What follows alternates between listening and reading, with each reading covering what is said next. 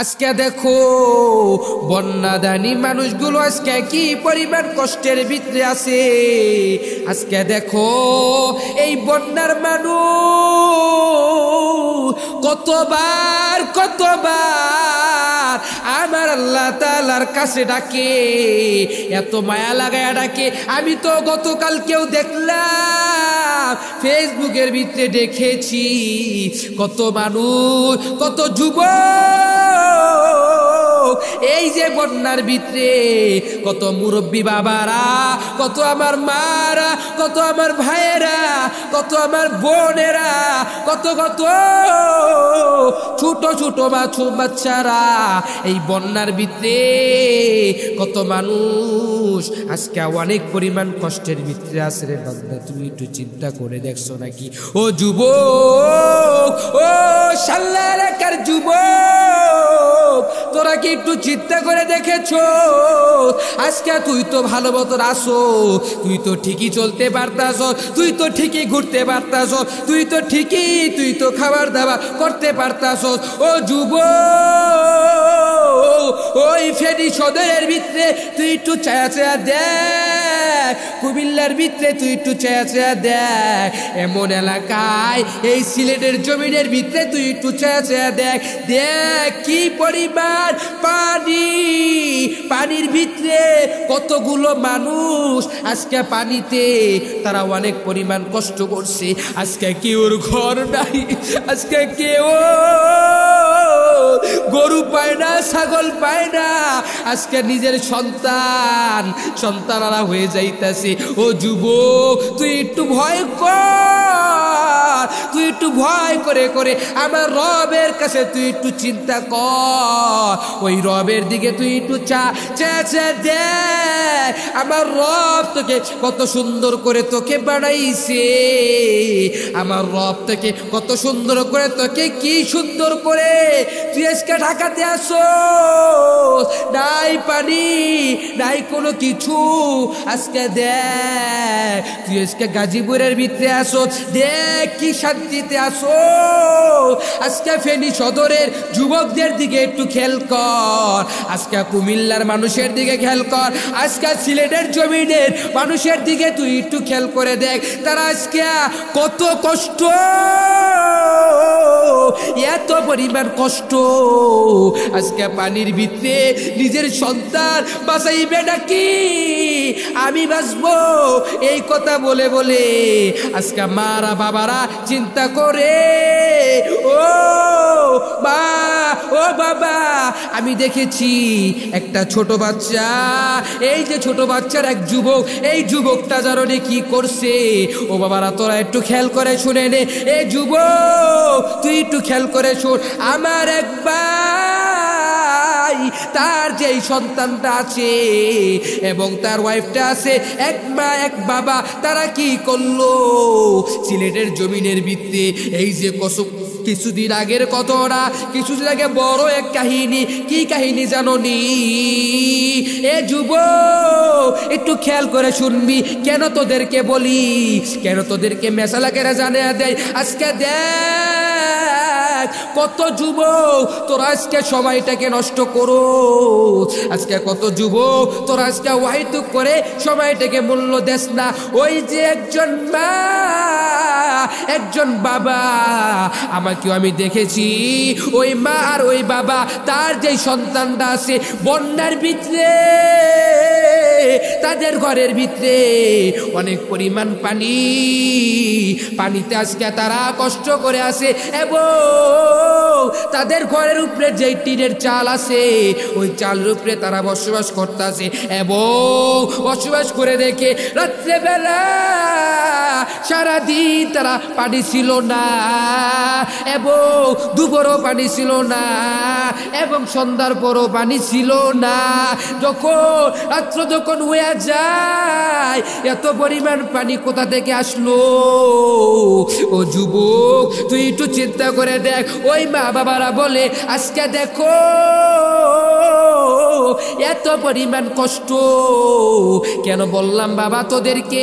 এই যে মা আর বাবা তাদের সন্তানকে বাঁচানোর জন্য আজকে সন্তান হারা হয়ে যাইতেছে। কত মা আজকে বাবা হারা হয়ে যাইতেছে। কত যুবক আজকে বাবা হারা হয়ে যাইতেছে। ও যুবক, তোরা একটু খেয়াল করে দেখ, আমার রবের কাছে দোয়া কর, রবের কাছে এত পরিমাণ দোয়া কর। ও দয়ার মালিক আল্লাহ, এই দুনিয়াতে আমার মা নাই, আজকে আমার বাবা নাই, আজকে আমি বড় এতিম, আজকে এতিম থাকা শর্ত।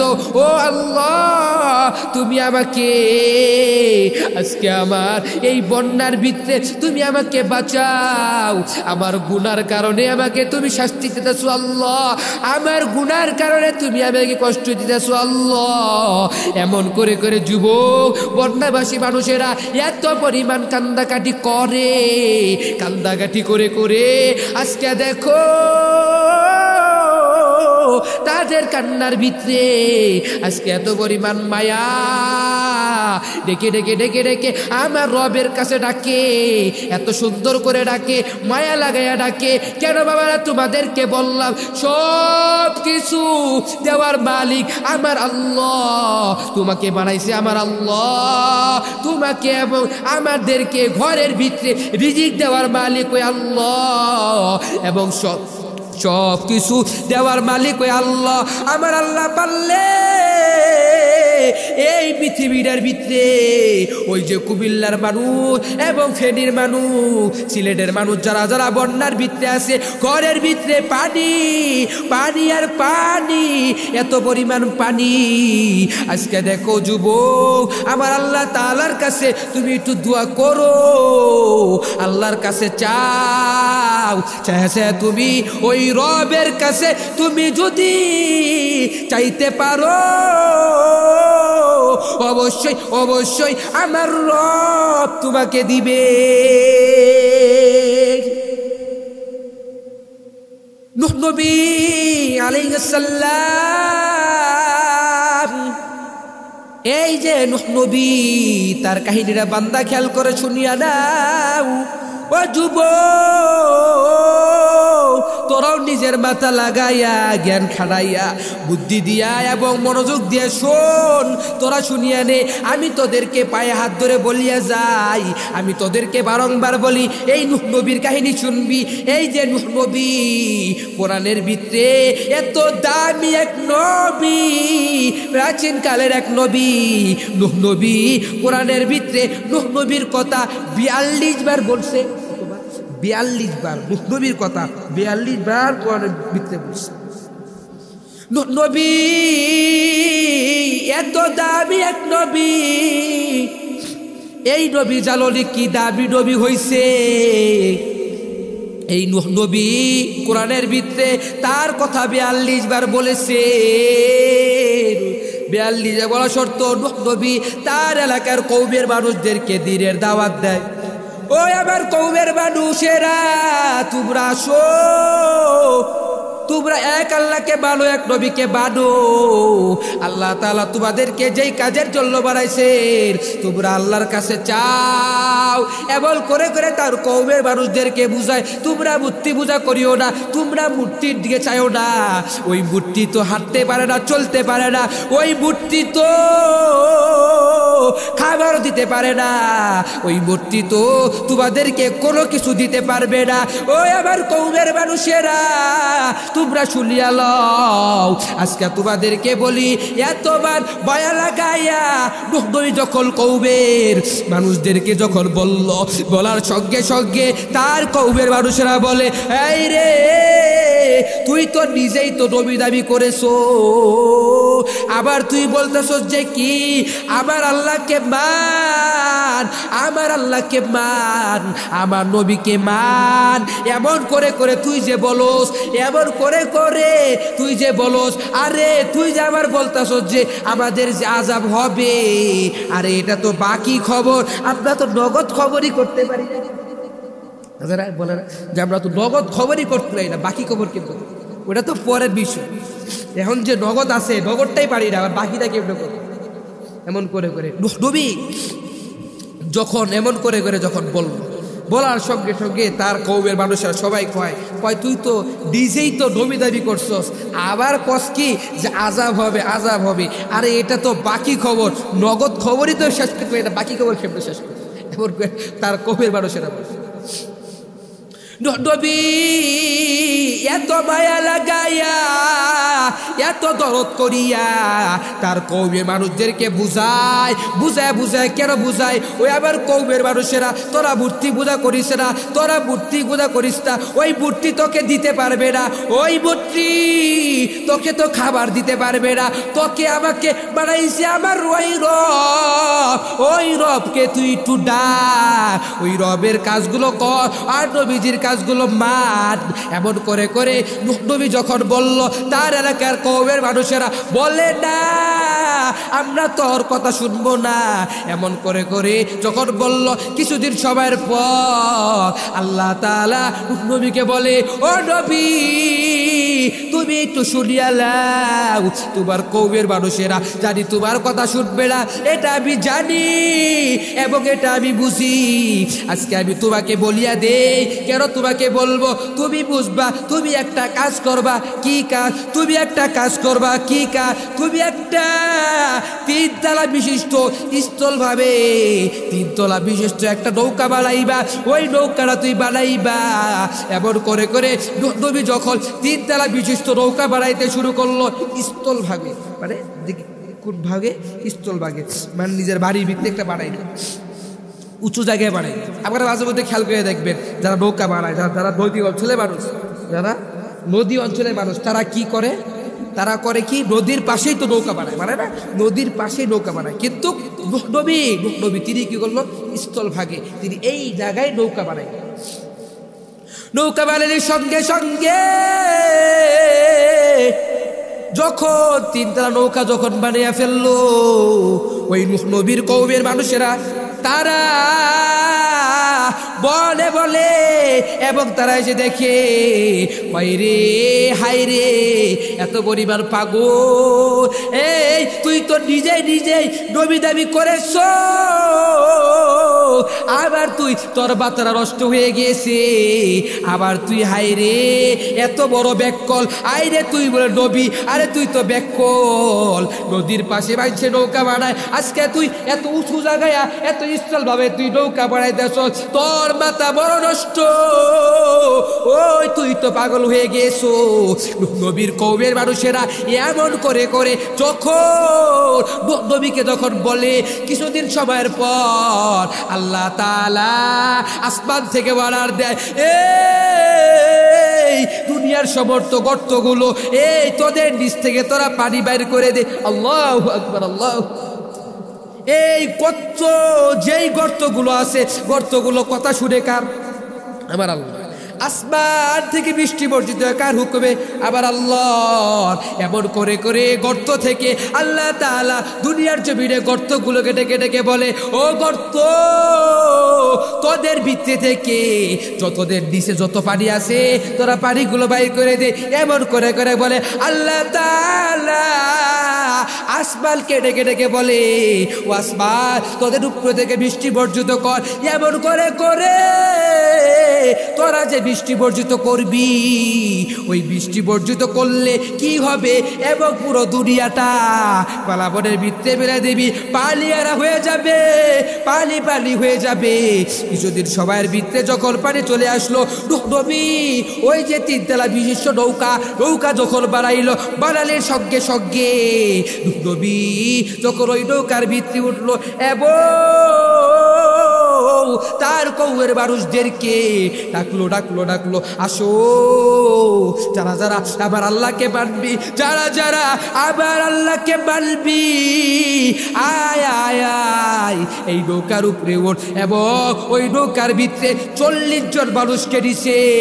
দেওয়ার পরে নবীর ছেলে আছে কেনান, ওই কেনানকে ডেকে বলে, বাবা রে আয় আয় আয় আয়, এই নৌকার ভিতরে আয়, এই পানির ভিতরে তুই তো বসে থাকতে পারবি না, পানি তো বেড়ে যাবে, ও বাবা রে আয় আয়। তখন কেরাল বলে, বাবা রে আমি তোমার এই নৌকার ভিতরে যাব না, তোমার এই নৌকার ভিতরে আমি উঠবো না, আমি ওই যে উঁচু পাহাড়, ওই পাহাড়ের ভিতরে যাব, এবং ওই পাহাড়ের ভিতরে যায় আমি ওই যে খাড়াইলে পানি আমাকে ধরতে পারবে না, কোনো পানি আমাকে ছুঁইতে পারবে না।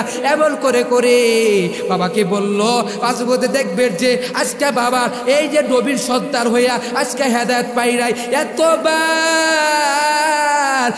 বারবার বলল, বলার সঙ্গে সঙ্গে তাও কেলাল ছুলে নাই। এ বাবারা তোমরা খেয়াল করে শুনবা, আজকে দেখবা ভালো মানুষের সন্তানেরা আজকে চোর হয়, ডাকাত হয়, হিরুচি হয় এবং বদখোর হয়। এত বড় বড় আজকে টাকার পাহাড় করে ফেলেছো। আজকে দেখো বাংলাদেশের ভিত্তি এই যে আগে যে শিক্ষা বদ্ধি ছিল বিপি বডি, এই যে যারা ছিল এতবার টাকাগুলো তারা বেহালাল পথে দিছে, হালাল টাকা আজকে গরিবের টাকা তারা বাইরে খাইছে, খাওয়া এত পরিবার খাইছে। আজকে দেখো দুনিয়াতে তাদের শাস্তি হইতেছে। আল্লাহ কয়, ও বান্দারা তোরা শুনিয়া দে, আমি আল্লাহ কিন্তু ছাড় দেই, কিন্তু আমি আল্লাহ ছেড়ে দেই না।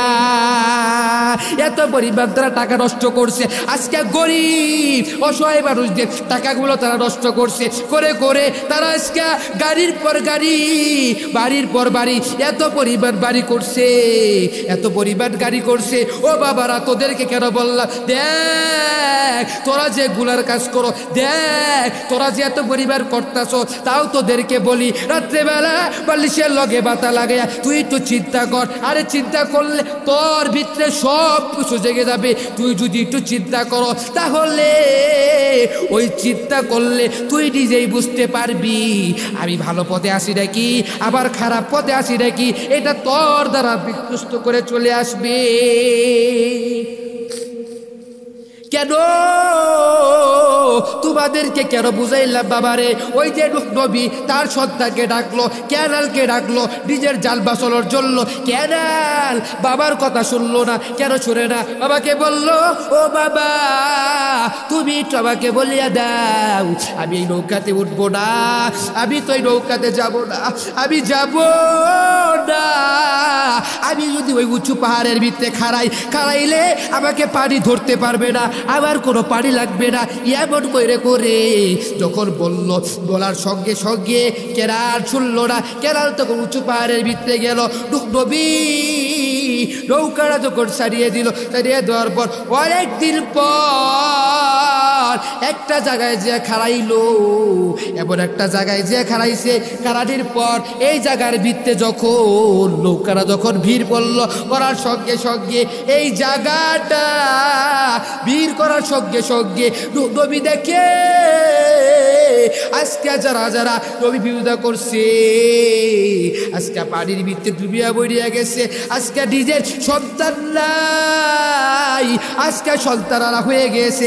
এমন করে করে যখন নবী যখন বলছে, বলার সঙ্গে সঙ্গে নবী আল্লাহ কেটে কেটে বলে, ও আবার আজকে তোমাকে যাবি আল্লাহ, তোমার কাছে আমি তো বলছি আল্লাহ এই দুনিয়াতে আমার পরিবারের এই বল্লার বিল্লে কোনো ক্ষতি হবে না। আল্লাহ তুমি তো আমার কাছে ওয়াদা করেছো, আল্লাহ তুমি তো আমাকে প্রতিশ্রুতি আদায় করেছো, আল্লাহ তুমি তো আমাকে বলেছো আমার সন্তানের কোনো ক্ষতি হবে না, আমার পরিবারের কোনো ক্ষতি হবে না। আজকে আমার সন্তান নাই। আল্লাহ বলে, ও নবী তোর সন্তানকে তুই এতবার ডাকছো, ডাকার সঙ্গে সঙ্গে তোর সন্তান শুনে নাই, তোর সন্তান শুনলেও তারা কি করছে মানে নাই, তোকে তোর কথার উপরে চড়ে নাই, ওই ব্যক্তি হেদায়েত হয় নাই, ওই তো ইহুদি খ্রিস্টানদের সাথে ওই কাফেরদের সাথে বন্ধু বানাইছে। আমি আল্লাহ বললাম কি সার দেই কিন্তু ছেড়ে দেই না, আমি আল্লাহ তোর সন্তানরা আমার কথা শুনে নাই, না শোনার কারণে, আমার কথাটা না বুঝার কারণে আমি আল্লাহ তাআলা তাকে এত পরিমাণ অবানি করলাম, এই পানির ভিতরে তাকে আমি চুবায়া চুবায়া চুবায়া বাল্লাম। এই ব্যাপারে তোমার কোনো চিন্তা করা লাগবে না। ও বাবারা, কেন তোমাদেরকে বললাম? এই যে আল্লাহ তাআলা বলে তোমাদেরকে এতবার এই যে বললার মানুষ তারা যে অনেক কষ্টের ভিতরে আছে, ও বাবারা তোরা হেদায়েত হ, হেদায়েত নামের পথে চল, হেদায়েত নামক দৌলত নিয়ে রে তোরা চল, এমন করে করে চল। হেদায়েত দেওয়ার মালিক আল্লাহ, আবার হেদায়েত ছিনা নিয়ে যাওয়ার মালিক আমার আল্লাহ। তুই যদি হেদায়েত করে করে হেদায়েত যদি আবার মালিকের কাছে চাস, ওই মালিক তোকে হেদায়েত দিবে। খালি ঠাইরা হেদায়েত দেওয়ার মালিক আমার ওই আল্লাহ। আজকে দুনিয়ার সামান্য নেতারা যে আছে, আজকে আমাদের নেতারা তারা কি করে? তারা তো হেদায়েত দেওয়ার ইনসাফ তারা করতে পারে না, তারা তো ইমামে আদালত করতে পারে না। কেন পারে না? তারা কেন বুঝে না? তারা কেন ইমামের আদালত করতে পারে না? তারা কেন জানো নি? আজকে তারা টাকার উপরে চোখ দেখে গিয়েছে, টাকা দেখে দেখেছি রে, মানুষ দেখে দেখেছি রে।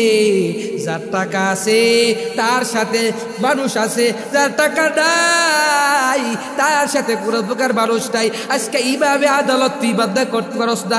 এ নেতারা তোমরা শুনিয়া নাও, তোমাদের ভিতরে ইমামে আদালত তৈরি করো। তোমরা আজকে ইমানওয়ালা হও, তোমরা আজকে নেক কাজ করো, করে করে তোমরা চলো, চলে চলে ওই নেক কাজের ভিতরে তুমি যদি চলতে পারো তাহলে কামিয়াব হয়ে যাইবা। আর যদি ওই নেক কাজ তুমি যদি না করো এবং তুমি ইচ্ছা বলা না হও, এবং যদি তুমি যদি নেক কাজ না করো, না কইরা তুমি যদি অন্ধকার কবরে যাও, ওই অন্ধকার কবর কি হালত হবে তুমি তো জানো। তুমি যাই দাও গুনার কাজ করো। ও নেতারা তোমরা আজকে ইমামে আদালত করো। কেন বললাম বাবা তোমাদেরকে? দেখবা মাঝে মাঝে ছোট ছোট মাসুম বাচ্চারা যখন ছোট থেকে একটু বড় হয়, তার যেই বাবা আছে, বাবা যখন একটা মাদ্রাসার ভিতরে দিয়ে আসে মাঝে মাঝে দিয়ে আসে, তখন একটা দেখবেন আপনারা, আমি অনেক জায়গায় দেখছি, শুনছি, শোনা কথা আবার দেখা কথা, শুনছি কি অনেক দূরে এক মাদ্রাসা, দেখুন আমাদের থেকে বাড়ি থেকে একটু দূরে ভিতরে মাদ্রাসার ভিতরে এক হুজুর এক ছাত্রকে মারছে। মারার সঙ্গে সঙ্গে ওই ছাত্র গার্জিয়ান কি করছে, ছাত্র যায় বাসায় যা কইছে, বলার কারণে ওই ছাত্র যখন বাসার ভিতরে কইছে, কোয়ার সঙ্গে সঙ্গে ছাত্র গার্জিয়ান মাদ্রাসা আইসিয়া হুজুরকে এত পরিমাণ লাঠি বাঁশ দিয়া মারামারি করলো। হুজুর কিন্তু কোনো কিছু করে। একটা ছাত্র হইয়া তার ওস্তাদকে কি পরিমাণ মনে কষ্ট দিতেছে। কেন কষ্ট দিছে? ওস্তাদে মারছে না, মারছে ঠিক আছে, আরে তোমার ভালোর জন্য খারাপের জন্য মারে। ওস্তাদ তাদের দিন দেয়, ইসলামের পথে চলার দাওয়াত দেয়। ওস্তাদ তোমাদেরকে বুঝাইয়া দেয় ওস্তাদ কি জিনিস। বাদ দাও, তুমি তো বুঝো তুমি গুনার কাজ করো। তোমার ওস্তাদ তোমাকে খারাপ চাইবে না, ভালোর পথে চাইবে। তোমার ওস্তাদ, তোমার মাদ্রাসার উস্তাদ তোমাকে দিনের কাজগুলো করাইবে। কেন করাইবে? করায়া চলাইবে, তোমাকে চলে শিখাইবে। তুমি কোরআন পারো না, তোমাকে কোরআনওয়ালা বানিয়ে দিবে। তুমি হাদিস বুঝো না, তোমাকে হাদিস বুঝাই দিবে। এমন করে করে তোমার ওস্তাদ তোমাকে শিখাই দিবে। কিন্তু তোমার ওস্তাদ সামান্য একটু তুমি ভুল করেছো বিদায় তোমাকে মারছে, সঙ্গে সঙ্গে তুই বাসায় যা কইছো। আমি মনে হয় এই যে তোমার ওস্তাদ তোমাকে যে মারলো, তুমি যে তোমার মার কাছে বললা, তোমার বাবার কাছে বললা, বলার সঙ্গে সঙ্গে তোমার মা তোমার বাবা সবাই যে চলে এসছে, আসার কারণে তোমার এই ওস্তাদকে মারছে। নির্দোষ, কোনো ওস্তাদ কোনো দোষ নাই, তাকে যে মারছে কেন?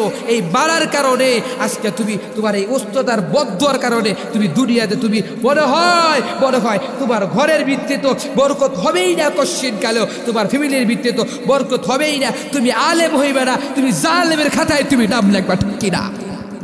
আজকে ওস্তাদদেরকে মহব্বত করেছো, তুমি আলেম হইবে না, তুমি জালেমের খাতায় নাম লিখবা, ওস্তাদের সাথে ভালো মতো চলবা। একটা হুজুর দেখলে তাকে সম্মান করবা, তাকে সম্মান করে করে চলবা। একটা হুজুর তাকে সম্মান করবা, হুজুর কেমন আছেন, ভালো আছেন, সালাদ দিবা, কথা বলবা, তাকে সম্মান করে চলবা।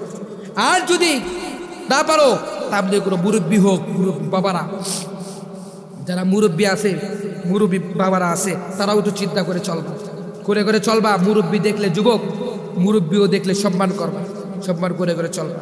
নিজের বাবাকে যেমন সম্মান করো, মাকে সম্মান করো। একটা অর্থ লাগে মুরব্বী দেখলে সালাম দিবা, জিজ্ঞাসা করবা কেমন আছেন বাবাজান, কেমন আছেন, এগুলো জিজ্ঞাসা করো। কিন্তু তুমি যদি কোনো যুবক, তুমি যদি কোনো মুরব্বীর সাথে তুমি যদি বেয়াদবি করো, কোশ্চিন কালেও তুমি তোমার ঘরের ভিত্তিতে বরকত হবে না, হবে না, কোশ্চিন কালেও হবে না ঘরের ভিত্তি। জন্য ইনসাফ করা চলবা, ইমানটাকে পাওয়ার করে ইমান চলবা, করে করে চলতে পারলে অনেক পরিবার দামি হয়ে যায়, পরিবার চলতে পারলে কি দামি হয়ে যায়। আল্লাহ বলেন, আলাম তারা কাইফা ফাআলা রাব্বুকা বিআসহাবিল ফিল। আল্লাহ তাআলা সূরাতুল ফিলের ভিতরে আল্লাহ তাআলা বুঝাইতেছেন, খালি হুমকি দিয়েছেন এমনটা না। আল্লাহ তাআলা এই সূরা ফিল দিয়া নবীর ভিতরে কি কাহিনী আছে, কাহিনীটা বোঝার জন্য নবীর কথাগুলো যারা শুনে নাই তাদেরকে এত পরিমাণ অপমানিত করে করে মারছেন। ফেরাউনকে ওই পানির ভিতরে চুবায়া চুবায়া মারছে, নমরুদকেও মারছে, এমন করে করে মারছে। আল্লাহ বলেন, এত সুন্দর করে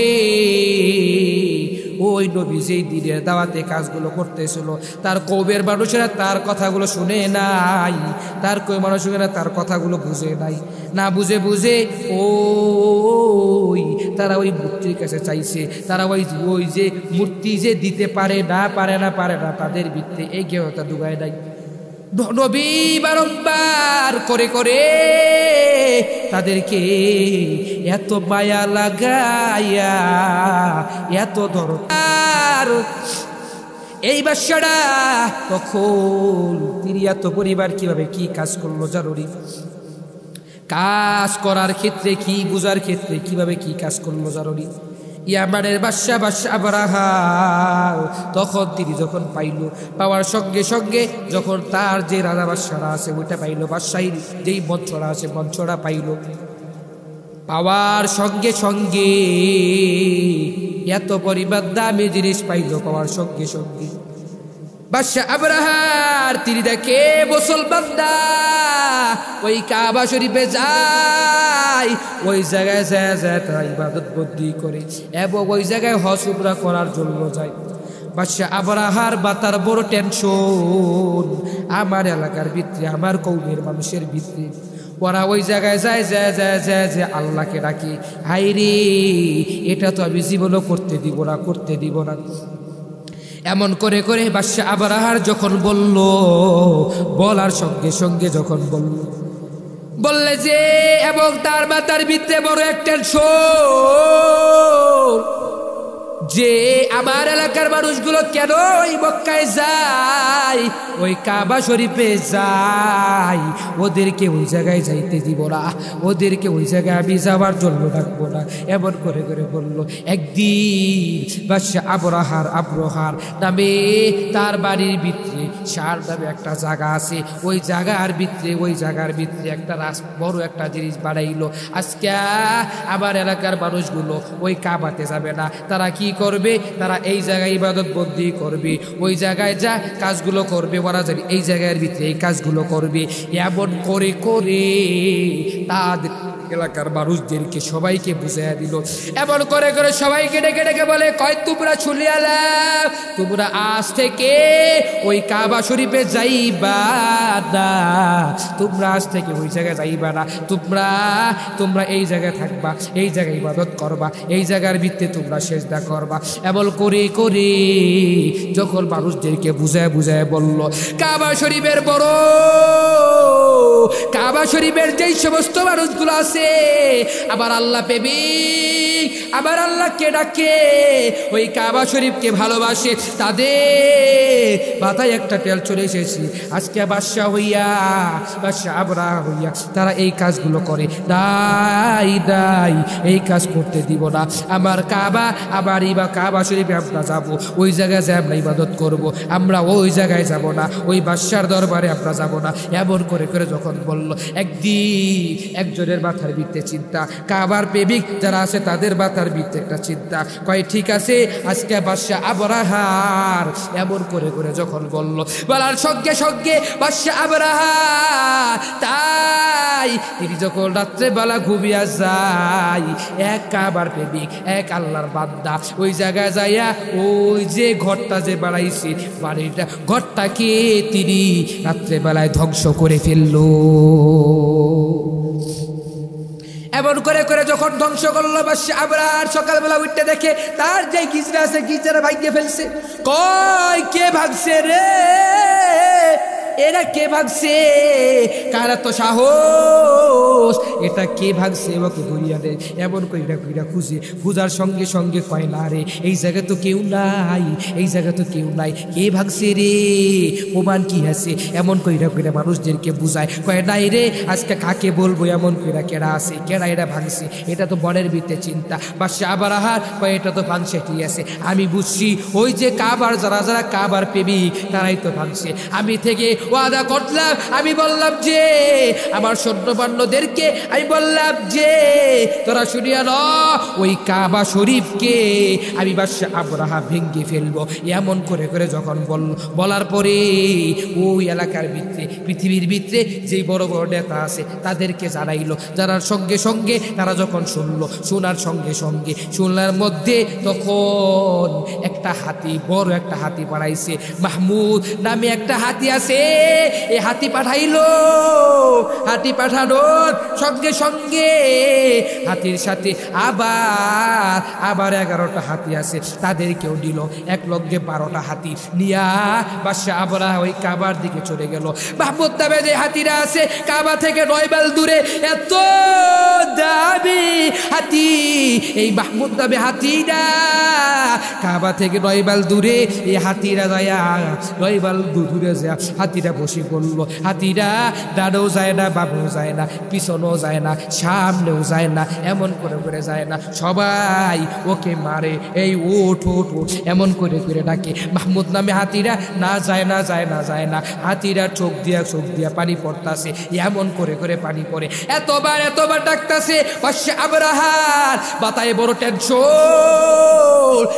হয়ে গেল, আজকে মাহমুদ নামে এত বড় হাতিটা কেন যায় না রে, কেন যায় না রে, কেন যায় না, এমন করে করে যখন বলল, ওকে 2 দিন চলে গেল, 3 দিনের মাথায় খাবার তো নাই, খাবার তো খাওয়া লাগবো, এমন করে করে বলল। বাদশা আবরাহার সৈন্যবান্যদেরকে বুঝায় বলল, ওই আমার সৈন্যবান্যরা তোরা যা এই এলাকার ভিতরে কোন জায়গায় খাবার আছে, তোরা খাবারগুলো নিয়ে আস, ওই খাবারগুলো নিয়ে আসলে ওই খাবারগুলো আমি খাবো, এমন করে করে খাবো, এমন করে করে খাবো, এমন করে ধুইয়া নিয়ে আসবি। তার সৈন্যবান্যরা গেল, যাওয়ার পরে অনেক দূর দেখেছে একটা রাখাল কতগুলো ছাগল পালে, কতগুলো বকরি পালে, এমন করে কতগুলো প্রাণী পালে। পালার সঙ্গে সঙ্গে ওই রাখালের কাছে গেল, রাখালের কাছে যাইয়া রাখালকে জিজ্ঞাসা করে, বলে ও রাখাল এই সবগুলো আমাদেরকে দিয়ে দে। রাখাল বলে, কয় ভাই তোমাকে তুমি চিনতে পারলাম না,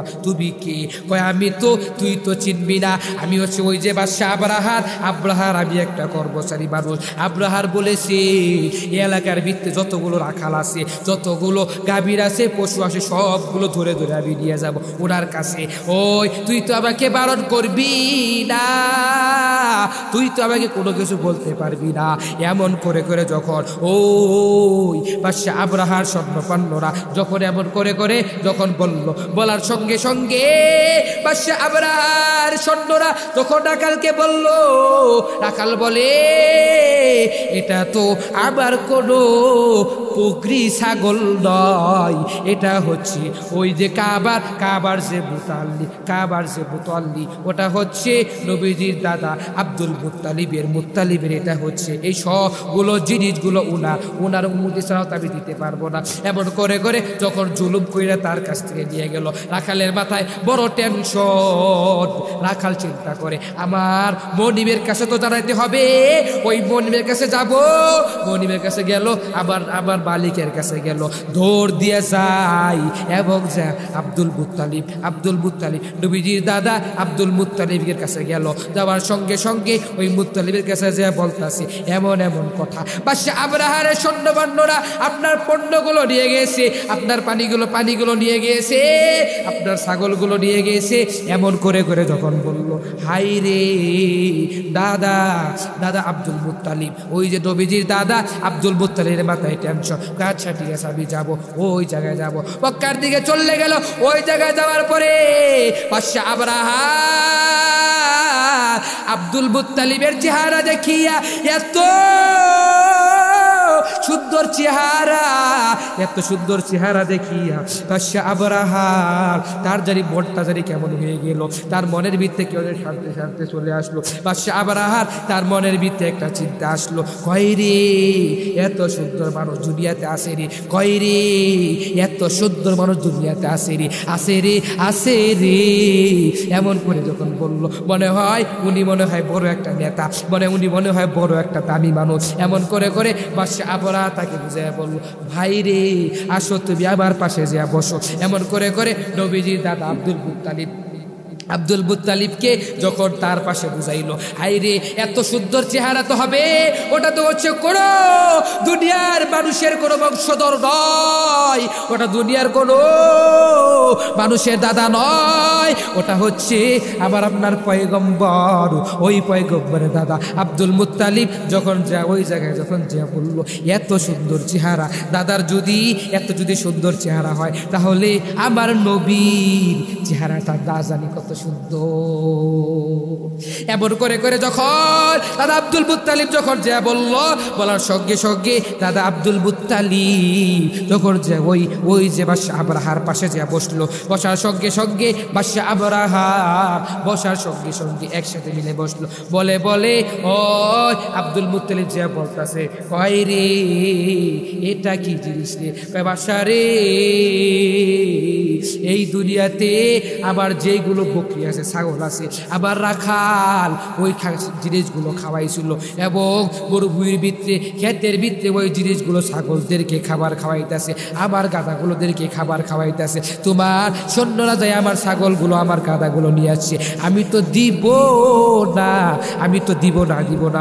এমন করে যখন বলল, বাদশা আবরাহার কয়, আচ্ছা ঠিক আছে, আমিও তো নিব।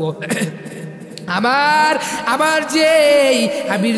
যে সৈন্যরা আছে তারা যে এইগুলো এনেছে, আমি কেন এনেছি তুমি জানো নি? আগে তোমার পরিচয় দাও। আমার পরিচয় হচ্ছে এই কাবার আমি মুতাল্লি, আমার নবীজির দাদা আব্দুল মুত্তালিব। এমন করে করে যখন নবীজির দাদা যখন পরিচয় দিল আব্দুল মুত্তালিব, কয় রে আমি তো আগে তোমাকে চিনি নাই, আমি না চেনার কারণে হাই রে তুমি কি বড় ব্যাগ করলে। আমি আজকে বাদশা আবরাহার, আমি তো এসেছি কাবাকে ধ্বংস করার জন্য, কাবাকে ভাঙার জন্য। তোমার কাছে তোমার বকরি বড় না কাবা বড়? এমন করে যখন বলল, বাদশা আবরাহার কাছে যখন মায়া লাগে বলল, আমি তো মনে করেছি তুই মনে হয় বকরির জন্য আসো নাই, তুই মনে হয় আমার সাথে যুদ্ধ করার জন্য আসছো, তুই মনে হয় আমার সাথে লক্ষ্য করার জন্য আসছো। আমি তো মনে করেছি তুই মনে হয় কাবার কথা বলবা, তুমি কাবার কথা না বললা, তুমি বলতাছো কি আমার বকরিগুলো আমার কাদাগুলো আমাকে ফিরিয়ে দাও। হাইরে তুই বড় ব্যাক করলি, যা যা যা যা ছড়িয়া যায়। আব্দুল মুত্তালিব ডেকে ডেকে বলে, ওই বাদশা আবরাহা তুমি শুনিয়া নাও, আজকে এই দুনিয়াতে আমাকে বানাইছে আমার আল্লাহ, আমার বানানি বত্রে আমার যে জিনিসগুলো আছে, এই গাধার মালিক, সব জিনিসের মালিক আমি আমার জিনিসগুলো আপনি বুঝাই নিলাম, আপনি আমাকে দিয়ে দেন, আমি জিনিসগুলো পণ্যগুলো আমার যে জিনিসগুলো আছে জিনিসগুলো আমি নিব, আমি নিয়ে ওই জিনিসের কাছে নিয়ে আমি বাড়ির দিকে রওনা করব। আমি তো ওই কাবাকে বাঁচাইতে পারবো না, ওই কাবাকে বাঁচাইবে যে বাড়াইছে তিনি, ওই কাবাকে বাঁচাইবে, আর ওই কাবাকে বাঁচাইবে আমাকে বাড়াইছে তোমাকে বাড়াইছে ওই আল্লাহ। এমন করে করে যখন বাদশা আবরারকে ডেকে ডেকে বলে, তখন বলার সঙ্গে সঙ্গে নবীজির দাদা আব্দুল মুত্তালিব তার গাদাগুলো নিয়ে যখন চলিয়া গেল, চলিয়া যাওয়ার সঙ্গে সঙ্গে যখন নিয়ে চলিয়া গেল, দাদাই যখন বকরিগুলো গাদাগুলো যখন নিয়ে চলিয়া গেল, যাওয়ার সঙ্গে সঙ্গে ওদিকে আল্লাহ তাআলা বাদশা আবরাহার কি ডেকে বলে, বাদশা আবরাহার কি পারতো তো, আল্লাহ তো পারতো সঙ্গে সঙ্গে বাদশা আবরাহার কি মেরে ফেলার জন্য, মারে নাই এবং অনেক দিন ধরে অপেক্ষা করছে। দেখে যে বাদশা আবরাহার তাও তার বরের ভিতরে আফসোস আছে কি কাবাকে ভাঙবে, এমন করে ভাঙবে। দেখো বাবারা, এমন করে আল্লাহর ঘরকে ভাঙার জন্য বাদশা আবরাহাকে আল্লাহ তাআলা ওই কি বড় শাস্তি দিয়া পানির ভিতরে ডুবাইয়া তাকে মেরে ফেললো। আল্লাহ বলে বান্দা বড় ধরা, আল্লাহর কাছে বড় ধরা। আল্লাহ বলে আমি কিন্তু সার দেই, কিন্তু ছেড়ে দেই না। আল্লাহ তো পারতো সঙ্গে সঙ্গে তাকে সঙ্গে তাকে মেরে ফেলতে, কিন্তু তাকে মারে নাই। আল্লাহ বলছে দেখি বাদশা আবরাহার কি একটু কি বার ঢুকে নাকি, তার ভিত্তি একটু মন্ত্র ভিত্তি দিন ঢুকে নাকি, যদি ঢুকে যদি চলতে পারে তার ভিত্তি কি হেদায়েত আছে নাকি দেয় নাকি। আরে যদি তার ভিতরে যদি হেদায়েত ঢুকে মনটা যদি গল্লা যায় ভালো হয়ে যাইতে পারে। আল্লাহ তো অপেক্ষা করছে, করার সঙ্গে সঙ্গে দেখে যে না অনেক দিন চলে গেছে, বাদশা আবরাহা হেদায়েত তো হয় না, কোনো কিছু বলে না, তাও তার মনের ভিতরে একটা টেনশন, আমি কাবাকে ভাঙবো এমন করে যখন বলে বাদশা আবরাহা, বলার সঙ্গে সঙ্গে আল্লাহ তাআলা আসমান থেকে এত বড় নির্দেশ করলো যে কিভাবে মারবো, কিভাবে তাকে ধরবো, এমন করে যখন ধরার সঙ্গে সঙ্গে বাদশা আবরাহারের মাথার ভিতরে টেনশন, কিরে এটা কি হবে। ألم يجعل كيدهم في تضليل وأرسل عليهم طيرا أبابيل। আল্লাহ তাআলা এতবার মায়া লাগায় কিভাবে করলো যে ওই যে লোহে সাগরের ভিতরে থেকে আবাবিল বলে কিছু পাখি আছে, ওই পাখিগুলো আল্লাহ এবং আসমান থেকে পাখিগুলো উড়ে আসলো। উড়ে আসার সঙ্গে সঙ্গে এত দূরে আসলো, এতবার ওই পাখির পায়ের ভিতরে, হাতের ভিতরে, ডানার ভিতরে এমন করে আনলো ওই আবাবিল পাখি দিয়া বাদশা আবরাহারকে এমন করে ধরলো। বাদশা আবরাহারের যত সৈন্যপণ্যরা আছে ওই পাখির উপরে যে ইট আছে, ইটগুলো এত পরিমাণ ফেলালোর সঙ্গে সঙ্গে বাদশা আবরাহা তো মরে গেল। বাদশা আবরাহারের সঙ্গে সঙ্গে তার সৈন্যপণ্যরা মরে গেল। বাবারা তোমাদেরকে বুঝাইলাম কেন বুঝালাম কেন, তোমরা আল্লাহর কাজগুলো করো, কইরা চললে পারলে ফায়দা, চলো তোমরা চলতে পারলে বড় দাবি হয়ে যাইবে রবের কাছে। চলো আল্লাহ তাআলা কাজগুলো করো, করে চলো বাবারা, ওয়াদাবদ্ধ হয়ে যাও, আল্লাহর কাজ করবানি, করে চলতে পারলে দাবি হইবে রবের কাছে, দাবি হয়ে যাইবা। তুমিও বাঁচো, তোমার ছেলে মেয়ে স্ত্রী সবাইকে বাঁচাও, ওই জাহান্নামের আগুন থেকে বাঁচাও। তুই বাঁচাতে নিজে খালি নিজে বাঁচবা, তোমার ছেলে মেয়ে কি করছে তাদেরকেও বাঁচাও, এমন করে বাঁচাইয়া তাদেরকেও তুমি বুঝাইবা, তারা বুঝে না তাদেরকে বুঝ দিবা, এই বুঝে তাদেরকে জ্ঞান দিবা, ইসলামের জ্ঞান দিবা, নামাজের জ্ঞান দিবা।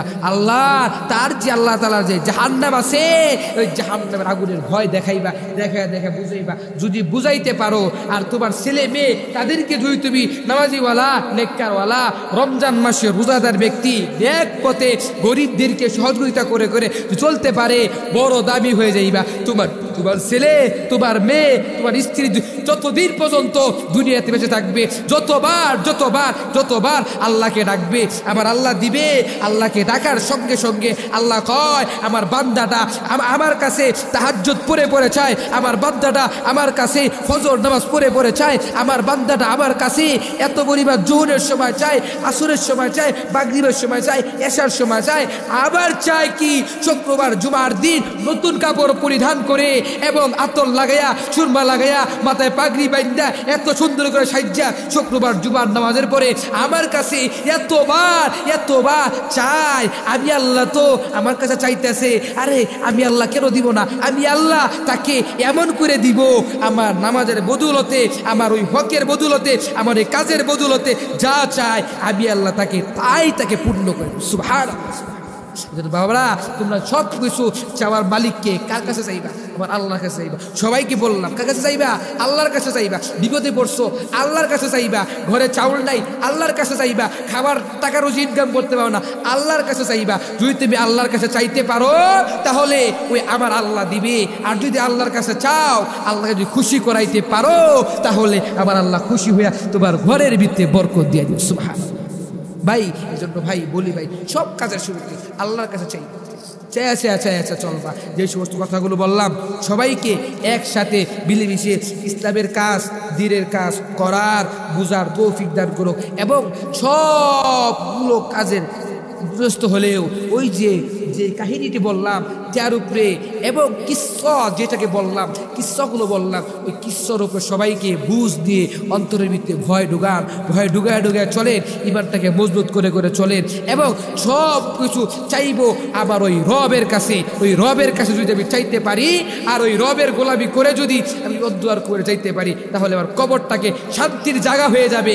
আর আমি যদি রবের গোলামি না করে যদি আমি অন্ধকার কবরে যাই, তাহলে আমার কবরটাকে ধাউ আগুন, দুনিয়ার সামান্য গরমিতে সহ্য করতে পারি না।